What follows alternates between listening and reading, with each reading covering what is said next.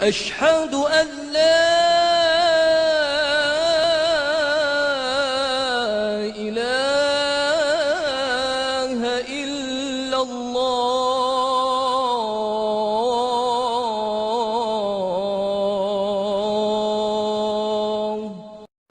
Bismillah wa salatu wa salam ala Rasulullah. Beaucoup de scientifiques sont convertis à l'islam.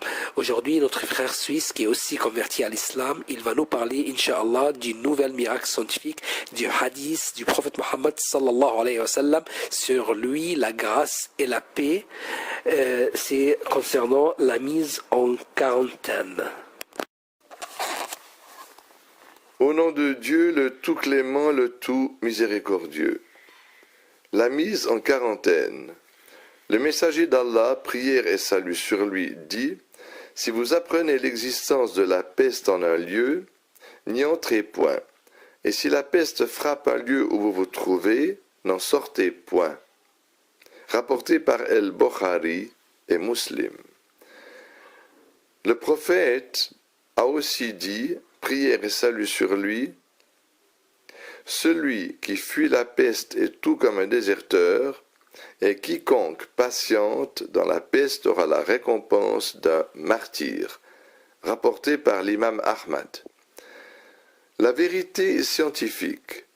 Après l'évolution des sciences, l'on découvrit la réalité des organismes microscopiques, leur mode de reproduction, et comment ils causent maladies et épidémies.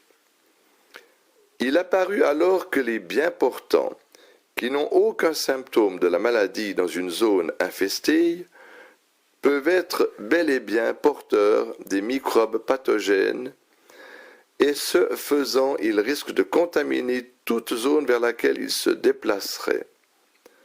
Suite à la découverte de ces réalités, l'on mit en place le système notoire de la mise en quarantaine, en vertu duquel tous les habitants d'une zone touchée par une épidémie sont interdits de quitter cette zone, autant que tous ceux qui sont en dehors de cette zone sont interdits d'y entrer.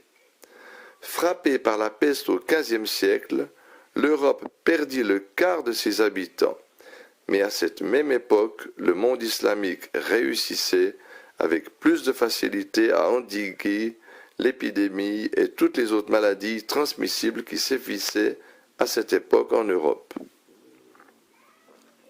Aspect miraculeux. Les gens pensaient bien avant l'époque du prophète, prière et salut sur lui, et jusqu'à ce que Pasteur découvre l'existence des microbes, que les maladies étaient causées par les esprits maléfiques, les diables et les étoiles. Il ne voyait aucun lien entre ces maladies d'une part et l'hygiène et le comportement humain d'autre part. Ce faisant, toute transmissibilité entre deux personnes via des organes microscopiques était impensable, raison pour laquelle il n'avait recours qu'à la sorcellerie et aux légendes pour se soigner. Dans ce même environnement, le messager d'Allah, prière et salut sur lui, établit une règle fondamentale qui est devenue l'un des principes de base de la médecine préventive moderne après la découverte des facteurs pathologiques des maladies et des épidémies, qui en l'occurrence fut la mise en quarantaine dans le but de stopper la propagation des épidémies dans les villes et les lieux de regroupement. Le prophète proclama cette vérité qualifiée de nos jours de scientifique en ces termes: « Si vous apprenez l'existence de la peste en un lieu, n'y entrez point.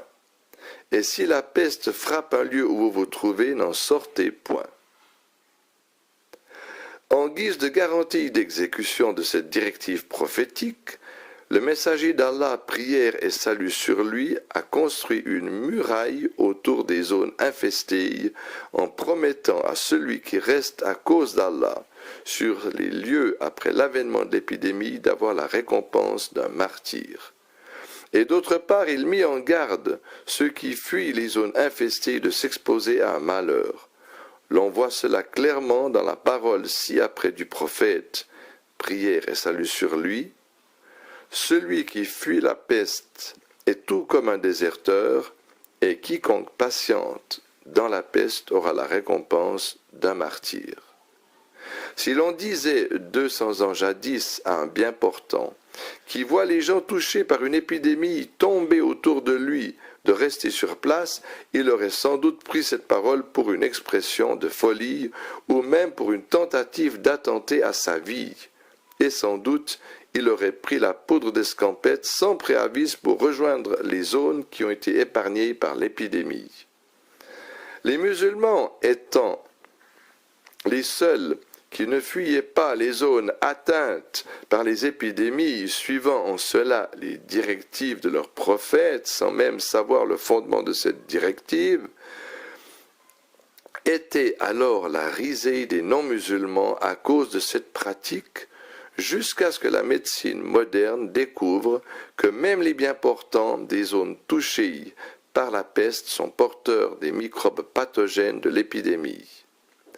Et partant, ces bien portants constituent un risque réel de transmission de la maladie à tout lieu sain où ils se rendraient.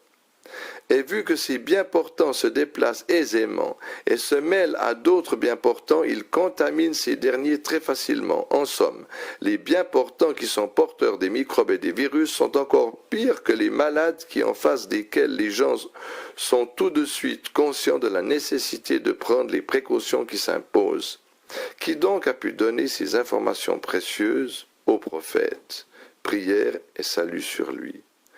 Était-ce possible, 14 siècles jadis, qu'un humain dise des choses pareilles, à moins que ces informations lui soient révélées par l'Omniscient, qui est parfaitement connaisseur de ses créatures? Certes, Allah exalté soit-il, dit dans le Saint-Coran, dit « Louange à Allah, il vous fera voir ses preuves, et vous les reconnaîtrez. Ton Seigneur n'est pas inattentif à ce que vous faites. » Sourate les fourmis, verset 93.